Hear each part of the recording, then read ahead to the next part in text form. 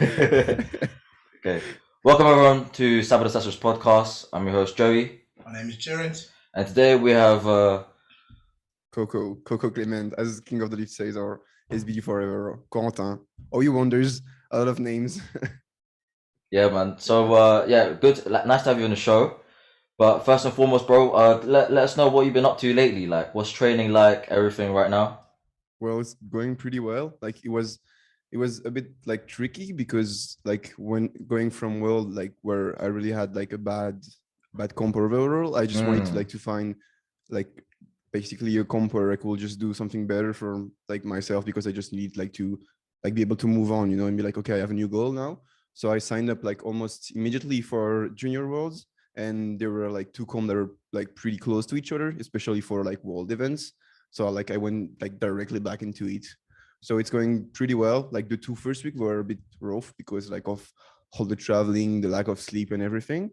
But no, I got back on track, and it's going pretty well. We're gonna delve into that in a little bit. But first, I just want to ask you. I saw in your story, literally, I think it was earlier this morning, that you're back to using hook grip. Yeah. So like that. I always use hook grip, but the thing is, like, I don't train it all the time. So I know that's a bit weird, but for me it works because it never failed in competition. It's just that like, so I do all my top single most of the time hook grip, but most of the time when I go back from a comp, like I just give myself like a 2-3 weeks period where I don't pull anything hook anymore, and then I just get back into it, because like I really have trouble managing my skin basically, and when I pull too much hook grip, then I cannot pull anymore. So it's like even in comp, I warm up in strap, and then I do my last warm up in hook grip, and I do my 3 attempts, and then I'm done. Like my skin cannot handle anything anymore. So like when I'm in training, what I do is like I always warm up with straps, then I do my top set in hook, and that's it. Like I have like maybe 2 or 3 sets a week hook grip. That's all.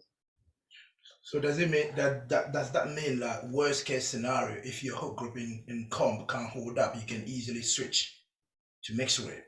No, because I always pull with straps, so I cannot switch to mix. Like I think I can pull like something like 320 at most, and then my grips fail. So like honestly, I never had any problem, and I had like time where my hook grip like completely ripped.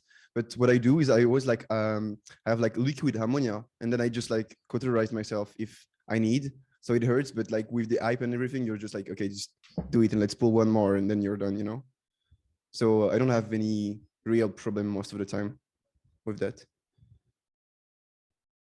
Nice. Because the thing is, like, I'm a hook gripper myself as well, but me, I'm a little bit different from you because I can't use straps, and I don't know how to use straps. So well, I just go for volume with it. I get you, because there was a time where I was trying to get like to do more hook, because I was like, okay, let's maybe if I just work my like I go up with my work capacity, and I'll arrive at the point where I can do everything with hook. And so I was doing more and more hook, and then I got like not used to strap anymore. And when I got back to strap, I was like, what the hell is going on? Like I was putting 30 kg less than with my hook grip, just using straps. So I don't know. I think it's just a matter of getting used to it, because like, first of all, if you let like your strap like go really high in your hand and you keep it low, that's not the same thing. Like there's a lot of parameters that can change with straps, so you just need to be like try to be like as like objective as possible when you use them, I guess. Yeah, I mean, I guess that's just because of like the force production. Obviously, there's different stimulations depending on where it is placed in your hand, as well as the differences when it comes to like mix, hook, and with straps. But yeah, I just want to comment on the fact that you have silent worker all over like on your background. Yeah, everywhere, here too, everywhere. Yeah, representing, bro. Yeah, part of because your life. I don't know if you know, but I own like 1/3 of the brand. So it's okay. Who's the other two? It's Pana and his girlfriend. So we are free on it. Okay. So how did that come about? I don't know if this has been asked enough or at all, but obviously that's the brand. You guys have an apparel. You guys got footwear, and I've been meaning to cop it. I think I'm gonna try and visit Pana sometime next month and try and cop some merch. But what started off? What was the inspiration behind it? Like, why are you free? Why not anyone else? So it's funny because Pana and I, we met each other on social media. So I was like the first in the French team. And when I started to like go on social media, it was like 2016 or something. And there was no real people doing like social media powerlifting thing in France. Like I was one of the first, and he was getting into powerlifting too, and he just like commented basically one of my of my posts, and like we got to talk, and we basically become like best friends. So I don't know, it just went like really like natural, you know. We didn't really think about it. It's just that we were seeing each other pretty often because like he lives in Paris and I live like in Nancy, so it's like 4 hours away by car, and we were seeing each other pretty often because we just like to train with someone that was like in the same mood and everything, Same mindset and everything. yeah, exactly. And so we spent a lot of time together, and at a point we arrived at a point where like we knew that some people were following us, and we just wanted like a way for people to like, you know, like to, I will not say to identify because it sounds a bit weird, but just be like we are together, you know. Okay.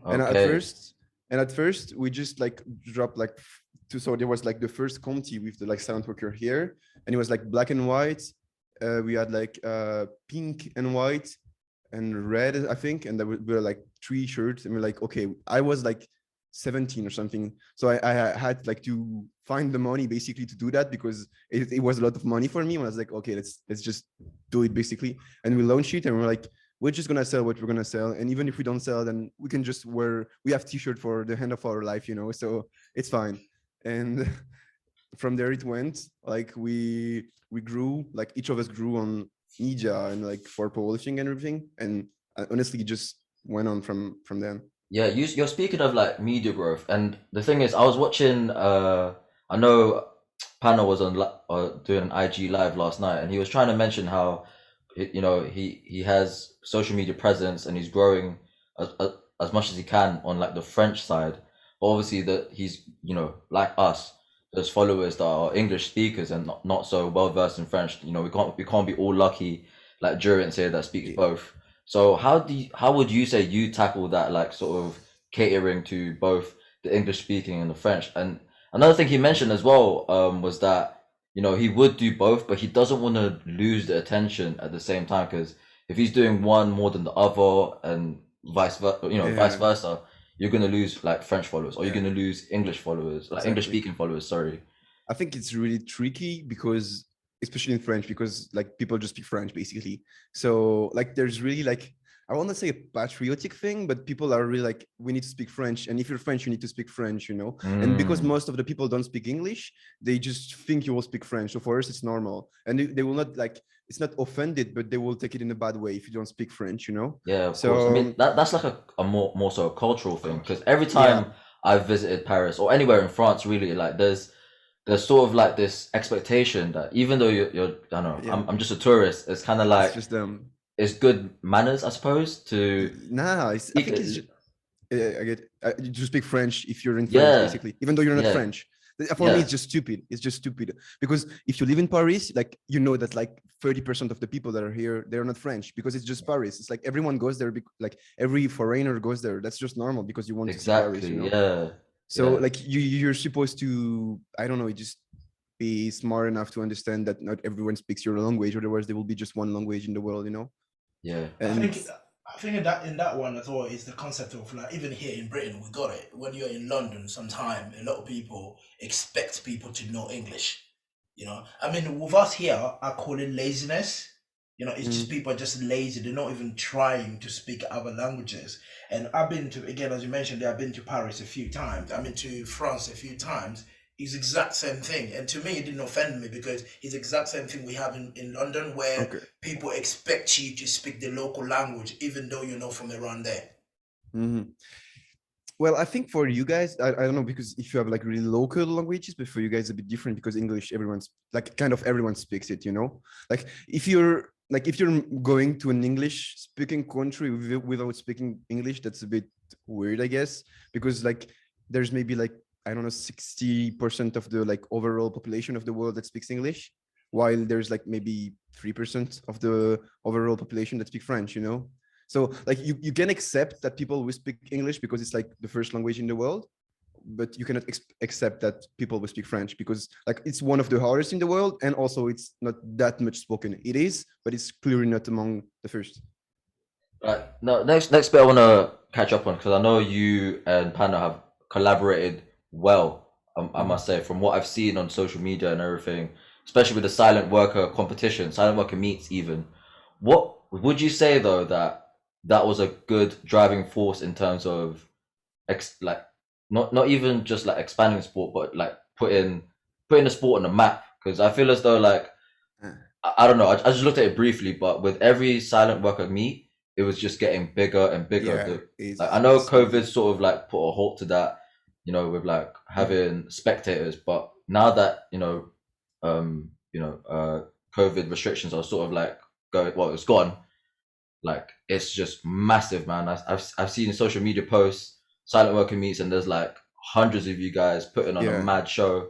So would you say that that's, I don't know, made it a bit more popular, more yeah. not so much mainstream, but definitely in people's eyes? Well, the thing is, I think powerlifting is not the best. Like they're not the best at communication. They don't really know how to put themselves like in the first place. Like it's a really cool Wait, sport, who's and when this? you Sorry. get like I Oh, just say like powerlifters. yeah, Oh, overall powerlifting, like all the fads and everything, they're not really good at communication and make themselves entertaining. Like uh for me, huh. it's really a fun sport. Like you can get to it pretty easily because there's gyms basically everywhere nowadays.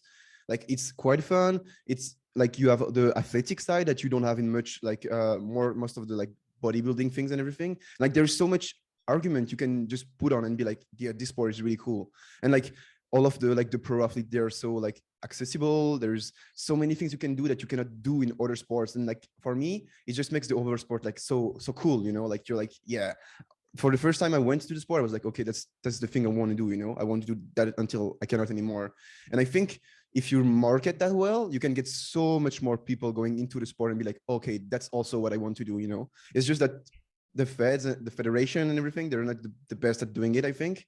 And by having like one of the best athletes in each country that does it, it's just much more like entertaining. It's like if you had like, I don't know, I don't compare myself to that, but like if you had Messi or something like this that just made a story and be like, just come over and like share something with me. Not even if people will not be like really into the sport, they'll be like, I will come first for you, for the guys, and then maybe they will just stay for the sport. When And you there's so promote when you promote the silent worker meets, is it are you trying to put it to across where soon enough there's going to be like cash prizes or something? there is already for the first edition we had cash prizes. That's the first thing we did. So what we What have was is the prizes? total prices was like 5,000. 5,000. 5,000 euros. Yeah, yeah. Invite me next time, please. Man, we are doing prime time for a reason. And Okay. it's getting Wait, bigger so every so year. how is it divided? Is it 5,000? So So it's the nah, entire pot is 5,000. yes, exactly. So what we had like we had one podium for women and one podium for men. So the first one was like 1,250, and like Uh-huh. there was also SBD prices. So like SBD and like nurture muscle. But if you like on every like basically all the marketing price with like the product price and everything, it's like I don't know, man. It's like 20,000 euros or something like this. Jesus. And That and is, that's a yeah, and that's a collaboration with yeah. SBD, is it? Is it SBD. SBD France or is it SBD Belgium? So we don't have any SBD friends, but it's coming directly from SBD like overall, so UK, I guess. Oh wow, Yeah. okay, cool. I had a question for you, Coco. Because I know the silent worker is you and Pana and his missus. When you do all these meets and all these competition you guys are hosting in France, how much support do you get from the French Federation itself? So what they give us for because we have two meets now running each year, we have the silentworker meet and a festival, which is like more open to all of like all strength sport, and there's more like we have a bigger comp, so there's more spaces open. Because like for this year, the silentworker meet, we had like 90 places open, and it sold out in like 45 minutes. So we just had to open more places for another comp. But so how it's going is How many they places I was don't it? what How many places was it? 90, 90. yeah, And then 90. you were asked to expand it even more. So I think we're gonna keep that around that because it's just getting hard to keep the same like show and everything if there's too much people, because then it just feels like people are going in and they're doing their things, then they're leaving. And we want to keep that kind Mm. of like like really like team thing where everyone is together and everything. So that's what we want. So that's why we also have the prime time where we just choose who gets there, based on like the level and everything. So it's kind of like for the like normal show, it's just like if you get your spot, then you're good. And for the prime time, then you just like send us a message, or we have like a um, application thing, and you just send us, and we just choose basically the people we want to get there. But yeah, so for the federation, I don't know if you saw you see all the like back thing, like the scenery thing. I don't know if you call that way, but like there's like big TVs, like black sheets and everything. Oh, All of that, yeah. That's all from the federation. And this costs like a lot of money, like to rent or for an event, it's like a lot of money. So they send us a team that take care of like putting everything, and they just run the meet like for all the like audio and like video stream and everything thing. That's what the federation give us for each year. Speaking of the federation, yeah, I know like Team France, the hype behind you guys has increased exponentially. You know, like with the likes of you, Leah Beauvoir, Panna. I mean, I met Panna like in 2019, and I just knew straight away there was something about him that was just gonna show the world what the hell like France was about. And I know he didn't fare well. I know he didn't have the meet he wanted, but upon meeting him, I didn't expect him to be such like a humble guy, and I get the same vibe from you and everything else. But my question now is like, what do you reckon? What started all the push, you know, for like the French lifters to be like where they are now? What do you reckon was what instigated it? Was it you know you? Was it someone else? Was it? Mm-hmm. So I think it's hard to say because you never really know, you know, but there is clearly a correlation. As I told you, from the moment where I started powerlifting, like around 2016, 17, that's where people started to emerge, like in the French team and overall, like before you had like the same people for 20 years in the French team, and they were like placing the same, doing the same total, everything was the same for years. And from then it just went. And I think what like kind of started it is of course social media. So the fact that people grew on social media, but also the fact that they saw that, like, for example, it's when Pana and I just like stopped we were in studio and we just stopped everything like to go in powerlifting, you know. And I think people just were like, what were you studying? Medicine. What? Yeah. These guys, man. Pana was studying law, right? Yeah, law. He was studying law like in one of the best school in France, basically. You guys are brave. But yeah, carry on, bro. Sorry, I just needed to know like what you were willing to drop, like in just for powerlifting. Way more than I was making at the time. Way more. Because yeah, I mean, it's like medicine is probably the most prestigious thing you can do in France. It's like the hardest too. It's really, really hard. So for the first same year, for Asians. Yeah, for the first year to the second year, there's like around 10 people of the people that just make it to the second year. And then you have like 6th year is like the biggest one. And then, so depending on how you class in that exam, then you either get like a normal doctor or you can get like chirurgeon or something, like the best thing in what you can get. But it just depends on how you class. So it's like really, really hard, and you have to like work a lot for the 6 first years. Did you drop it because it was hard, or you dropped it because for your love for powerlifting? So at first I went into medicine because I just wanted to do something hard. Like I always loved I was always like really interested in the overall body and everything. And I always had like a really easy school thing where I was not going to class. I was not doing everything, and I was just getting through, and it was like pretty easy. So I had the luck to be like good naturally without like having to do anything. So it's like, okay, just let's continue that. And maybe it was a bit arrogant. I was like, maybe I will just do medicine. That will not work, you know, but I had to, because I just discovered that it was a bit harder than I thought it will be. And at the moment, honestly, is when I had my first like pro thing. So in France, you get like you can get like a statute where you just considered as a pro athlete. And I got it this year when I was in medicine. So I was just like, okay, just send it, you know. I don't care about medicine. I know what I want to do. And even if I don't make as much money, I don't care, because in the end, it's just what I love, you know. What does that entail? What is the pro athlete? So we get like a bit of financial help, especially if you're like a student, or if you don't make so much money from your normal job, then you get some help every year. And also, like, for example, when COVID, people were not able to train, we were able to go to the gym because we had like the pro thing. All right. Yeah. Man, that's so lucky. There's some things here and there that definitely helps you. Definitely and also like, it's just like an honor for me, you know, because like from when I was a kid, I always wanted to be part of a French team. Like I didn't like, I was playing football, so I always wanted to be in the French team of football. What position did you play? Football. What position did you play? Oh, sorry. I was like number 6. So it's like midfield. Yeah, I don't know what is it in English, but it's like, Midfield. Midfield. Yeah. yeah, it's like the one that runs the most. Yeah. You're Steven Gerrard and Frank Lampard Yeah. and all of that. It's So, like Okay. I was good because I was really tall. So I'm like 187 centimeters since I'm like 12. So I was like Damn. really, really tall, and I was like catching everything, basically all of the balls. balance were coming. Yeah, the balls that Yeah. were coming from the back. I was just hitting them So, on my head. so you would say then that you've been in a sport for like majority of your life then? Oh, I started like football when I was 3 or 2, like 3, I think. Jesus. So what? Because So I guess that you know puts in a lot of the discipline that you have now when it comes to powerlifting. Like, honestly, not, because the really different thing with football, I always did it for fun. So I was good at it. I was like at the highest level in France. So like I was minus 17 years old. I was like playing against pro level like a team.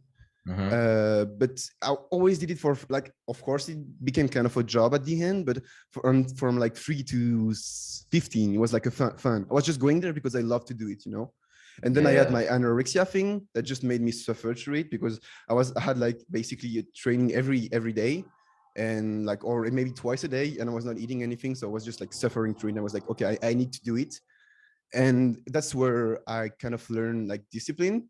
I was hating, like, for real. My mom was getting me to the training practice because I was 16 or 15, and I was crying in the car, and she was asking me all the time, like, what's wrong, you know? And I was like, I knew what will happen, you know? So I knew that I will get there, I will suffer for 3 hours, but I had to do it. So I was so anxious about it that I was just crying like emotionally. And that's really where I kind of like learned discipline, because I was doing that. In the meantime, I wanted to put back some weight. So that's when I started weightlifting. So I had like 25 hours of football practice, and also like 3 or 4 like weightlifting session a week. And I was just like, that's what really taught me like discipline. So your journey to like even get into powerlifting itself was quite a heavy one, man. I mean, kudos to your mental fortitude. That's I think incredible. Yeah, I think honestly, like if I had to do it again, I don't know if I will be able to. So I don't know if it was just mental fortitude. I just knew like I had to do it, and I wasn't asking myself question, you know, like it was really hard. But so in my head, it has always been like this. I knew that if I missed one training, then I had no reason to miss more. So I was like, I will not just miss one, you know. Is that the same mindset that you have now with your powerlifting training? So that's a fun thing I recall, because I started weightlifting, like powerlifting, really when I was like 16-ish. Now I'm 22, so it's like 6 years. 6 years, yeah. And from the first that time I put a feet in the gym, I've never had more than 3 days of rest, like 3 off days since then. So it's been 8 years. I haven't had more than 72 hours between 2 workouts. Jesus Christ. Not even during like a holiday or? No, I don't go into holidays. So no holidays, bro. What? I was 15, and my parents were like, we go to Greece or we go there. And I was like, nah, I'm staying. I'm staying here. That is dedication right there. Now, like, I kind of have an idea and understand why you are the way you are when you're on the platform, and what you want for yourself. It's kind of, the sport has been engraved in you, like, for the get-go, for the beginning. So that brings me a question to ask about World. I know in the beginning you roughly touched about it in terms of like your performance. Not the performance itself. I'm just going to ask the journey to World, because I know you've been in a lot of podcasts. You spoke about it already. So it's just that journey to World. Were you injured, or was it something happened that affected the prep to the championship? So not really. I got COVID, but it was before nationals, so it was like 2 months before. And honestly, the prep went pretty well itself. I really like screwed up the comp. That's basically it. Like I was in good shape, and I think I could have put, like, I was capable of putting way more like to the platform, like except from bench. I just did what I could, and I was just like, I think overall prep was bad. But on deadlift and squat, I knew I would have been able to put way more. But I managed to come so bad, and I think that's really my bad in this thing, because like of the, you know, like we were on the Eurosport thing where they just made like 7 people for each flight. And I'm really not used to that. So first of all, it's like you only have 7 minutes of rest, but also I always had that like way of doing my comp where I just open pretty high, and I just take small jump.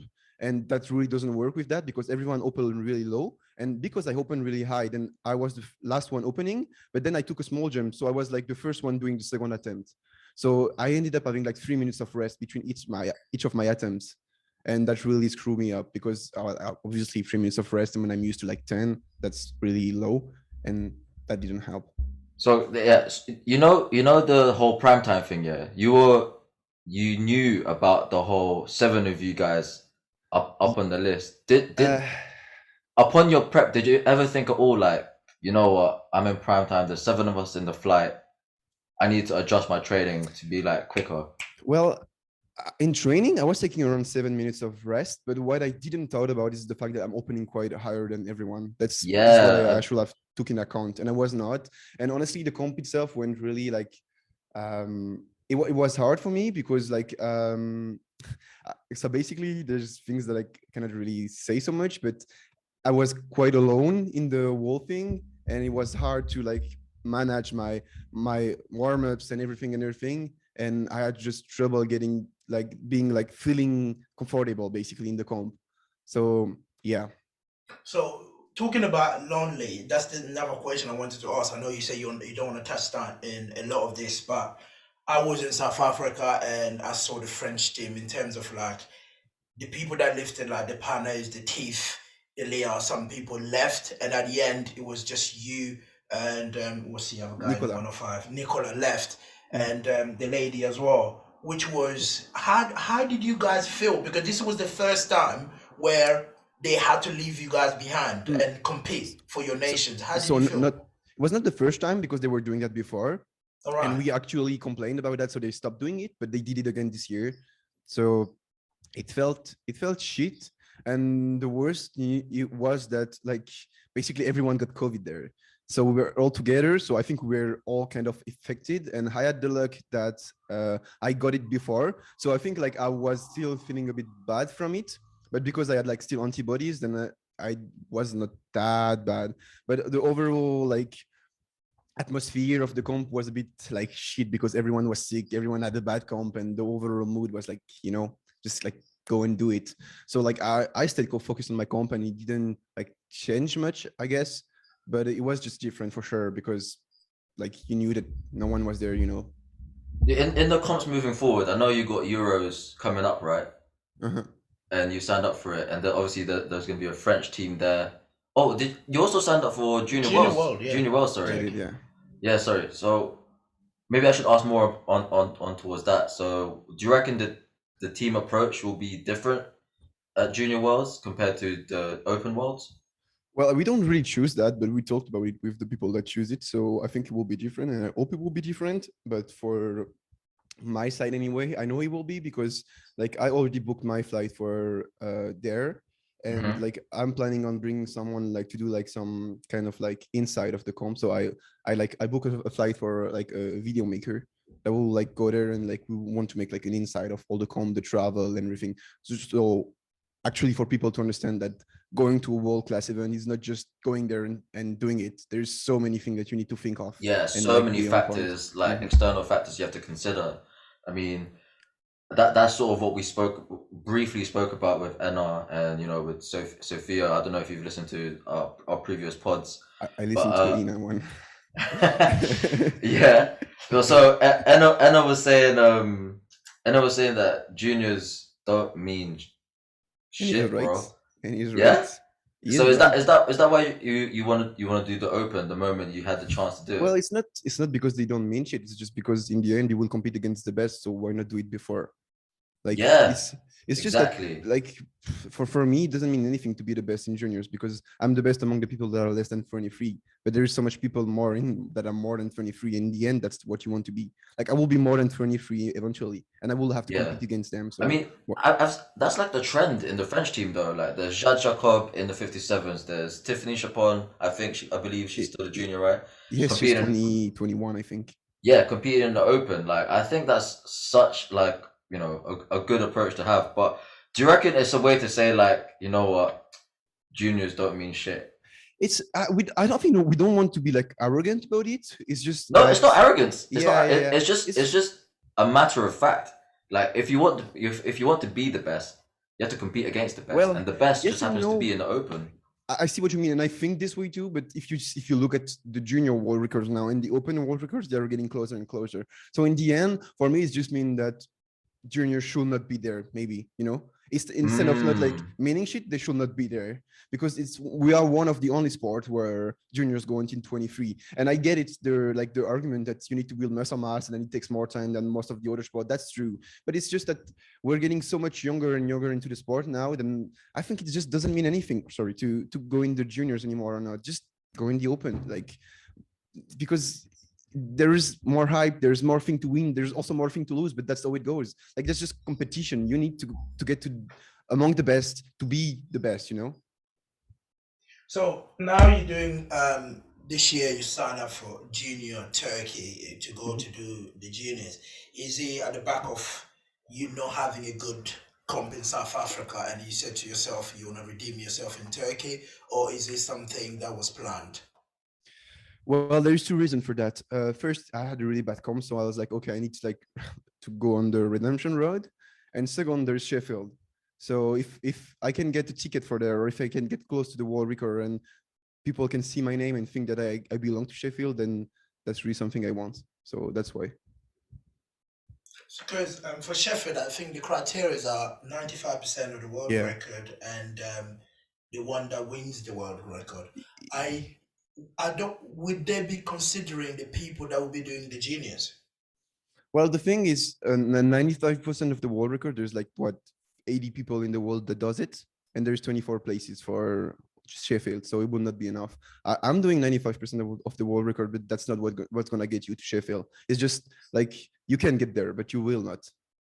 And what I need to do at World is basically just do it all that people will see and be like, okay, with this you should be to Sheffield, and this is why there's wild cards. It's just for people that doing something that makes them belong there. So we're talking about you going to Turkey to smash the world record. I don't know. I'm going to Turkey to put up what I can put up and to get my ticket to Sheffield if I can.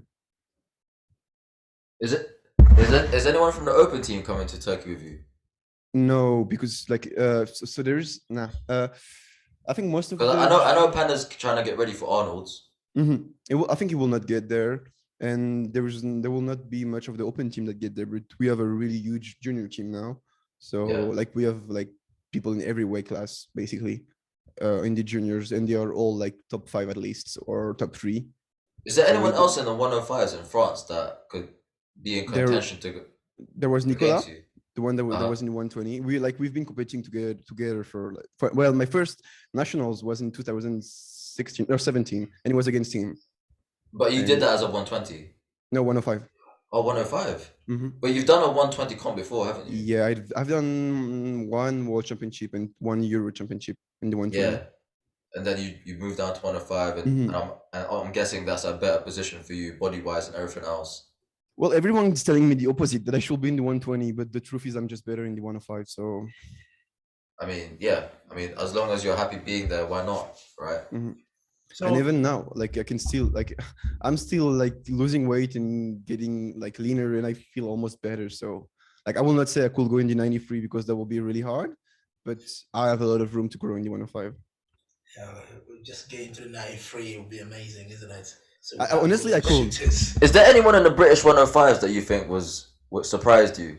Because I know you went up against Abdul and Majid, and Ben. Yeah. What do you think of them? Well, surprised, not really, because I knew they were really strong based on what they did at nationals. But I'm really I would say almost amazed about what Abdul put up, because he was not really considered as one of the contender or anything, but he just went there, did what he was worth. And even after squad, I think everyone was like, nah, it's just gonna make what he's gonna make, but he's not gonna be top 3. But he just keep on putting numbers, doing them, and just build up a total, and that puts him where he belongs. So I think what he did was really, really an amazing performance. Yeah. So you are excited for the Euros then to go head to head with? Of course. I mean, it's easy in the 105. Euros are world because there's just Europeans, except then Mikey D. Or other than that, there's just already Europeans. So it's pretty much the same roster. And if Anatoly comes back, then it's even better. So that's a dream for all of you guys, 105, to get Anatolia in the contention, isn't it? Of course, Go, because going back to the French team then. I know you said your experience in this year's Open Worlds wasn't so Gucci in terms of like how everything was done by the organizers in the French Federation, I think, right? Mhm. Is there another nation? I know I've asked Enna this as well, but is there another nation that you were like, man, I wish the French team was a bit like that?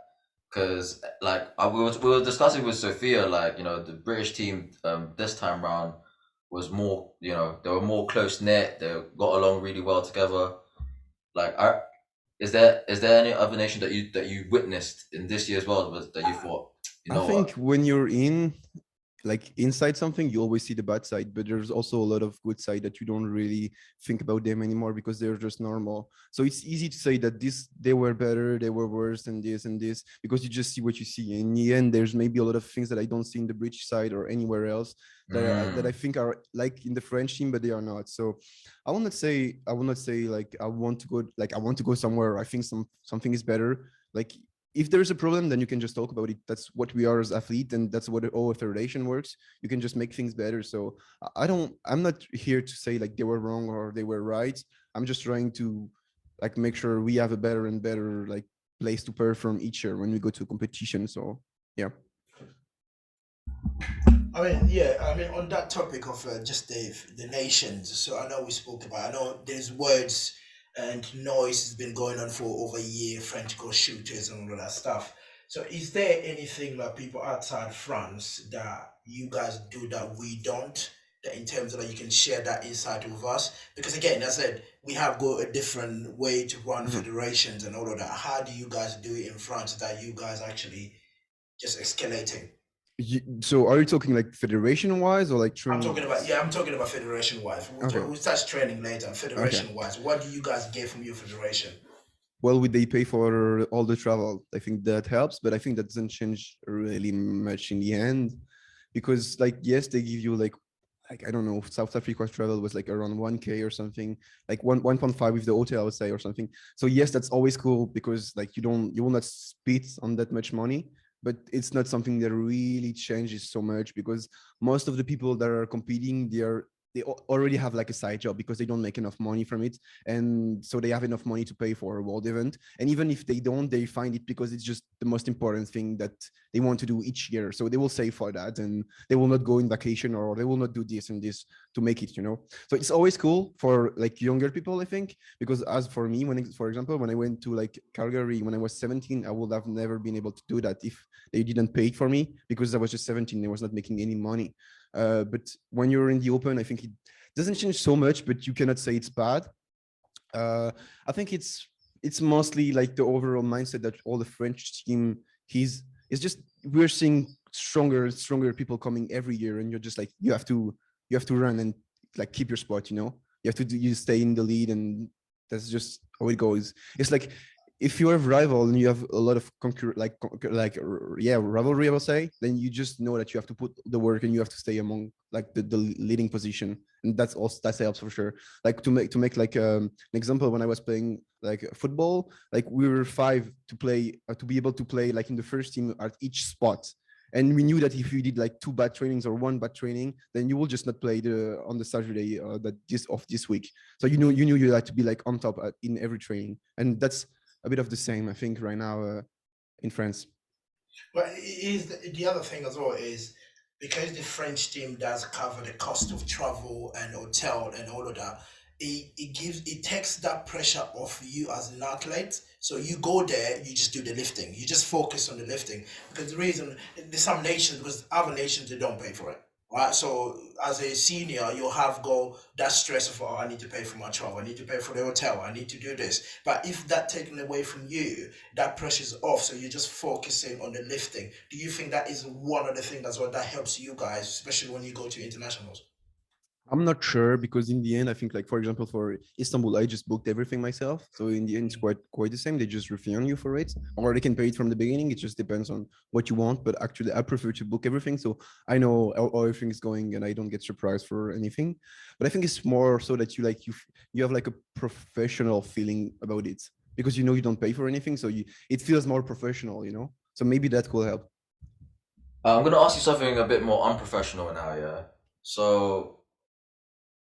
I know you must have heard that we asked Enna about his food and everything, and I'm guessing you're pretty much on track with your food and whatnot. Mm-hmm. But is there anything that you've enjoyed from doing that you've enjoyed eating when you've gone to like international events? Because obviously, food in South Africa must have been different from food in Calgary. You said, right? Yeah.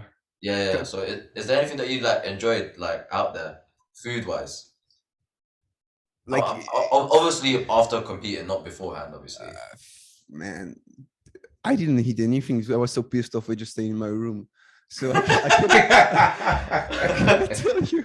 I cannot tell you. Honestly, I cannot tell you. In South Africa, I was just mad. And like there was the banquet the night of this night. Everyone stayed until like 5 a.m. I went back at 11 and was like in my room, like, fuck it, what I have to do. And I started like, okay, this went bad. I have to work on that and that and that. I was just like in my head, it was like, oh, we're already moving on. I'm back in France. I have to train. And that's what I trained the day passion, after. Boy. I was just so pissed off. Like the day after I went and I did an SBD. Just so I could so obviously like you know, you mentioned earlier that you want to redeem yourself. What numbers do you have in your head that you think like, you know what, you redeem yourself? Like what were you thinking in each individual one? Because I noticed that, you know, you didn't fare so well in bench. You missed 205 twice. You just matched your 325 squat, I believe, right? The worlds. What would be redemption numbers for you? Like, what is it? Is it like 335 squat, 215 bench? Because I've seen your training, bro. I think you're good for, you know, certain numbers, but what is redemption numbers for you? A spot to Sheffield. That's what it is. Yeah, that's what is redemption. I don't care about the numbers. It's not about putting a total for me. It's just getting my like place, you know. Like in the juniors, I already have the world record. So like no matter what I do, there's a lot of chance that I keep it just from my left on, or I do better. That's the two-way can goes, and it will always be cool. But what I need to do at Sheffield is just get a spot to Sheffield. Like, there's only a number of slots like available for Sheffield. Just 12 man, I think. Yeah. How would you feel if you were taking someone else's that's also in the French team? I don't know, just for example, like Pana. Well, I don't care, and I think he will not care either. Like, he can be my friend or not, but that's just how competition works. If you're better, you go. If you're not, you don't go. And if someone takes my spot because he's better, then he will take it. That's just how it works. You know what? That's an honest answer, and I thank you so much for that. You know, other guys would have been like, nah, man, like I wouldn't care. It's my business partner, you know. Yeah. Who cares? Like, business and sport are two different things. If you're better, you go. It's just this easy. It's always sports where there's no, oh, I like you, I don't want you to get hurt. You're not good enough, then you don't go. Fine. Like, there's no. You didn't get picked, yeah, and Pana went to Sheffield. Would you go with him? Of course. You still come to sport? Of course, because Sheffield is just an amazing event to go to. And if he deserves his spot, then why would I not support him? I will not be mad at him for being better than me, because that's just stupid. If he's better than me, he just worked more and he's better, then that's just normal. Like, there's no reason to be mad at him for that. So that brings me with a question that we've been asking a lot of our guests in our podcast, right? We saw the battle of the 76 world between Jessica and Agatha. When Jessica came out to pull the biggest deadlift in IPF history, Agatha stood there and was actually cheering her out. If you're put in that spot, would you do the same? Well, she mentioned the fact that she's like kind of her idol. So I don't know if I will go in front of the crowd and sit like this, but I will definitely watch, because first of all, like if the person that pulls against me makes it, then he won, and if it doesn't, then he doesn't won, and I won. So I have to see it first, because it's always like you just have to know if you win or not, first of all, and second, if I'm done and I pulled my last attempt, then why will I not? Like, if I see it from the TV in the background or in front, then might as well just look at it from the front, you know. Like, for me, it doesn't mean that you're just like, wow, she's so good, you know. You have to see it anyway, because it's just your rival pulling for beating you. So it's like there's no really shame at doing it, I think. So would you encourage them to get it? Well, of course, because that's what I was always told, and that's why I pull in the open. Like, for me, if I win, I want to win against like the best, and for them to be as best as they can. So like obviously there's also like the all like D-Day things where you have to feel well and everything. But I will not wish someone to do bad for me to be better. That's just stupid. For me, this just makes no sense. Yeah, you just wish yourself to be better. Yeah, exactly, Yeah, exactly. yeah. But if you're waiting on people to be bad for you to be better, then you just should You got not the do wrong sport mindset. because that's not the way it Yeah, works. yeah, exactly. Because the whole point of the sport getting better is everyone getting better, not just Exactly. like And everyone is pushing together, like everyone is pushing everyone basically. Because if you yeah. get better, then people will have to get better than you. And that's why I choose the Now open. that brings me to my question way back in the beginning of this. Would you say because of the likes of you that it's pushed the French like lifters to be better? Because you've pushed it, Panna's pushed it, Leah's pushed it, Tiffany Chapon's pushed it, Jazz Jacob as well. Like Mhm. she put the brakes on Joy Money almost if she wasn't Mhm. if her squat was disallowed. Sorry, like so would you say that contributes to that? That was the mindset you guys had. Like maybe it was unintentional, but like that was the outcome. I think with people being so strong so fast, everyone understood that you could be too. Like if you see someone doing it, you understand that if these people is doing it, why not me? You know? Yeah, exactly. That's just how it went, I think. I mean, I have a question for you is on regarding the Americans, right? We can't talk about powerlifting without Why talking are you about the smiling? Americans, Why are you right? smiling when you're saying that? So I have my view in terms of like the USAPL and all these apparently, supposedly Mhm. best lifters in history of the sport. How do you guys, the French, how do you feel about that? There's a lot of noise coming from America where they're saying, okay, the best 105s are still in the USAPL, the best in 66 are still in the USAPL. How do you guys feel about that? Well, I cannot talk for everyone, but I can talk for myself. And I can say that if you think you can build an international fed based on one country, then I think you're just stupid, basically. Because you cannot make an USAPL international fed because in the name there's USA. So it just doesn't work. And you cannot just ignore the fact that the like overall strength sport are so engraved in the European culture. Then you can just say, oh, we are the best. We'll just make another fed and we just call ourselves USA International. That's just nonsense to me.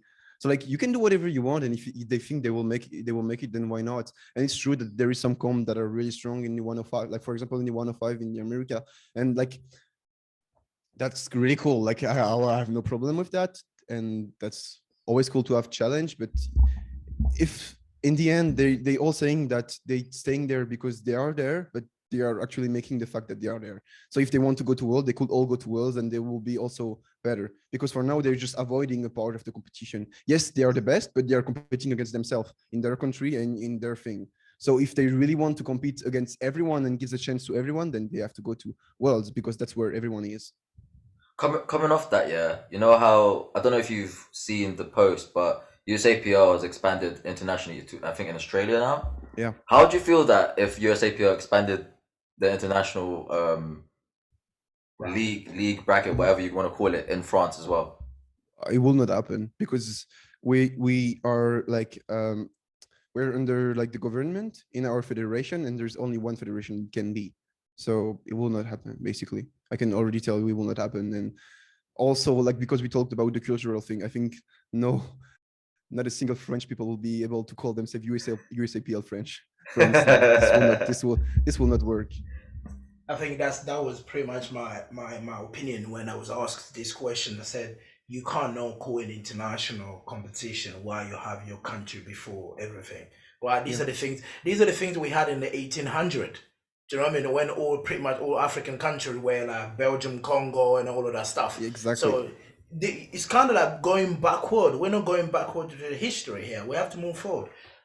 Yeah. So Coco, I know we're getting pretty much to the end. I had a quick question for you. Probably you touched this in the past in some of the podcasts I've listened to. There was a beef in the French team with a Mhm. particular individual. Any updates Okay. on that?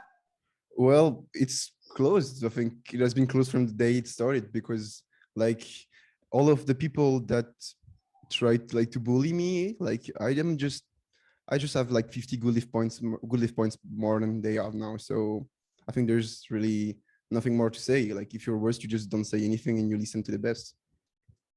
Because what I heard, Pana almost locked down with an individual in the washroom, Yeah, isn't and it? I had trouble with the same too. And it's funny because we all both are better than him now. So I mean, you can speak for what you want, but if you're worse, then you just don't say anything. And as I said, you just listen. Has he retired the individual or is still lifting? I still lifting. Is just lifting in the classes where we are not. All right. So if let's say if you go to the Euros and he's invited at the Open as team as well, how would that affect the chemistry of the team? It will not. It will not because everyone has pretty much the same opinion, and he knows what we thinks about him. So we don't need to be friends. Just stay where you are, or stay where I am, and it will not change much. Yeah. Pano, not Pano. I was thinking of Pano, but Coco, I got one last question for you, and it's about Pano. Who do you think has how can I phrase this? Who do you think has more hold in your silent worker comps in terms of like getting the word out there, like in terms of not just popularity, but like do you know what I'm talking about? Like who carries more like where the sport is going? Like obviously there's like there's things that Pano would want to promote about the sport, and then there's things that you want to promote also. But who would you say has more influence? Who has more influence? Sorry, that's the word I'm looking for. I think it's for sure Pana. Like I have to be like realistic about that. First of all, he just has more like following than me, so that just means that there's more people like hearing him. And also he's really like a good, I will not say salesman because that's not really a salesman, but he's just someone you want to listen He's good to. at marketing himself. Yeah, not even marketing, but just talking. Like he had studies in that, so he's like really good at just speaking and be heard, you know, way better than I am. So hey man, you come off really smart as well, bro. I'm not gonna lie. Like yeah, I do. This is the Maybe first conversation I've ever had with you, and I feel as though I've learned more about the French sport just from speaking with you. well, I think I do. The French politics. Yeah, I got it. Don't worry. And, like everyone has to in a way, because like my image is what I just like what people sees from me, and what people sees from me is what I give them basically. So like obviously I have to not really sound smart because that's a bit weird to say, but like I have to just show myself who I am, and like if I sound smart, then that's really cool because I hope I'm not dumb. But it's just that like is really good at like overall like just speaking, phrasing. Like if you were able to understand, like you are able to understanding in French, and when he speaks French, like he just has like such a good way to speak that you're like, okay, I want to listen to him. And that's just something I always say, like he's better than this at me. And when you speak French, you understand how hard can French be, and oh much of a difference there's someone that speaks French well. Would you say that he lives up to his name almost? Like he has a panache about him? Well, I don't know. I just know, and I just see from what he's doing on social media and how much he's growing and everything, that he just has something that is about him that makes him different. And that's just the fact. And I think we all have it in a way, because otherwise we will not be able to stand from all of the people. But everyone has it different. And maybe like for me, I will just like, I don't know, like understand myself later, or I will just have like more fame later. I don't really care, because like obviously it's important because it just makes me live and it just makes me make money. So that's always something that I need to have. But for me, there's nothing more important than sports. And I just, it's not that I don't care about having more influence. It's just that I have other things that I care more about, I will say. Actually, I got one last question for you. Last question. I was originally going to ask you who was your inspiration, like who inspired you in the world of powerlifting. But I actually now want to ask. Obviously, you would say that you inspire others, especially in France, like to be powerlifters. And on the flip side of that, I just want to ask as well: have you ever garnished any like sort of like not hateful, but like sort of like negative comments towards you? Oh man, you don't understand. And if so, how do you overcome it, deal with it, or whatever? So I have a meme that I always post when people say things like this, and it's the meme. I think it's Drake saying like everybody wants to see like what I would have done if I lost or something, and he just says, I guess we'll never know, and that's Yeah, basically yeah, it. yeah. Like That's what Kanye West said when he won his first Grammy. it's Kanye West. Oh, it's Kanye West. Yeah, Sorry, my yeah, bad. Yeah. yeah, And I'm just like yeah. this. I'm like, you can hate as much as you want, and you can think you're smarter than me as much as you want. But in the end, I am where I am, and you are where you are, and that's just the truth. Like, I'm not trying to sound smarter. I'm not trying to sound better than you, and I'm not competing against you. But from now, if we had to compete, then I'm just better. Because if you were so good about what you said, then you will be competing against me or beating me. But that's not the truth, you know. So like for me, like hate is funny because at first I was really like not really, how can I say? I was not like impacted by it, but it was like kind of pissing me off because like when you're not used to someone just saying you're shit or you're this and this, then it is a bit weird. And especially when you see how much people like puts time with that. Like I have some people that are sending me message like every day and they're like insulting me for real. Like Every I'm like, day, bro, I swear. And the guys are bro. like That's the guys obsessive. are old, Almost. and I'm like, I'm not even blocking them because sometimes I'm just laughing because I'm like, bro, you're just working from 8 to 5. You're coming back home. You're probably sitting around your like child or I don't know, and you're there on your phone just hating on me. Just spend time with your family. Just do something useful from your life. Like I'm probably like half your age, and you're there just spending all your time hating on me. That's just so dumb, you know. And we had like there was a lot of thing with that because we have like forum on a website in France that's called that they were just making like posts about us where they just like, for example, I remember one of the first was like Corentin Clement like he's squatting like 315 at like 19. What the hell is that? And then people were saying, we're all saying and commenting, he's just on drugs, he's not so good, he's just on drugs, he's 150 kg. Oh, like, there was people just commenting like, for example, he's not muscular, I don't care. I'm like, bro, you're just finding every reason to make me feel like I'm bad or make me look bad where I just don't care, you know? And in the end, I just got used to it. And yes, I get a lot of hate and I still get a lot of hate, but I don't care. Like it's like for me. you almost accepted that it comes part and parcel. Like obviously, along with the positive, there's gonna be a negative and everything else. But I am gonna ask though. Speaking of positive, last question. Question. I know. But I have to. But I have to know who would you say was your like, I don't know, inspired you most in the world of powerlifting, male or female? I don't know. And why? Well, And why? Yeah. I don't have really inspiration because I always like from the time I started powerlifting, always was in that like competition mindset. And for me, they were my rival. Like even when I started and I was lifting 50 kg, I was like, okay, this man is the one I have to beat. So it's not really inspiration that I had, but I definitely had some people that I was like looking forward to. And I think when I started, like it was kind of the moment where like the 83 battle was pretty hyped, like Hager versus Gibbs. So like that's probably like the first two like athlete that I looked at because like they were like junior-ish getting into open and there was like a big clash between them. So I don't have really inspiration, but I took a bit from like everyone. And I don't know, it's hard to say inspiration, but yeah. So long story short, you are your own inspiration then. I don't know because like that's the thing I always say. Like I'm not like I'm easily pissed off at myself, but I'm not easily proud at myself. So saying that I inspire myself is not true because I'm really hard with myself. And like if I want to inspire myself, then I have to be the best, and I'm far away from being it right now. So I think I cannot say that. So yeah, thanks, Coco.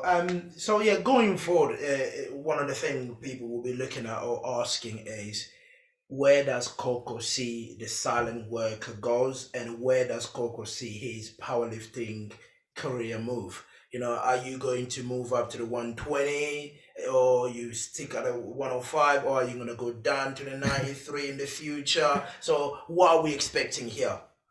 Well, for now, I think I will stay in the 105 because I have business unfinished, I'll say.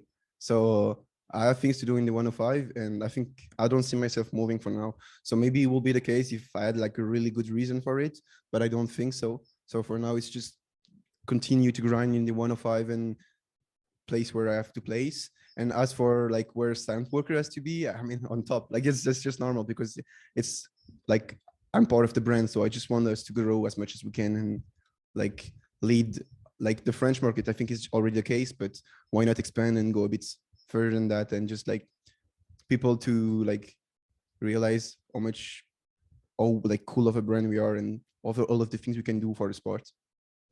I know you are a coach. You do Mhm. get new athletes. Mhm. Just to close off, if you have an advice to give to a new lifter or to one of your lifters, because not all the lifters are pretty much you coach they're international. Of course, you have Yeah. gold divisionals and nationals. So, what would be the three top points would you give to your lifter? First of all, like learn to love the sport because you will always do things better if you just love to do them and if you're enthusiastic about it. Then I'll say if there's something else, like it just depends on the goal you have. But if you really want to be the best, then you have to like not be afraid of doing what you have to do. Sometimes it takes like balls to do things that you think were like would maybe like sacrifice some comfort for you like right now or will make things a bit harder for a bit of time, but sometimes also just doing something that is really important and sacrificing something for a sport will just make you understand how much you like it and will make you understand what you have to do to get there. Because like for example, when I stopped my study, I was like, okay, I have to, like there's no other choice for me than to be better in the next 6 months, in the next year. So sometimes you just have to do it. And if you're doubting about like making a choice or doing something, then do it, man, because it's better than do the wrong choice and understand that you've done the wrong thing and then do the best thing than just like never knew what you should have done, you know. So so if I got that right, the top three things that you would say is learn to love it, be fearless, and go all in. Yeah, I think Yeah? the two last are pretty much together, but yeah, not Yeah. fear. Like you always have to like kind of like calculate like the good and the bad parts. But Mhm. if you don't know, then just go all in, as you said, because sometimes you just have to try. And if you don't know, then you have to know by the force of things. Exactly. But Coco, I think we've run up to the end. Thank you so much for like jumping on the pod. Hopefully Pleasure. we'll post this and we get Panna and Leah to like listen in.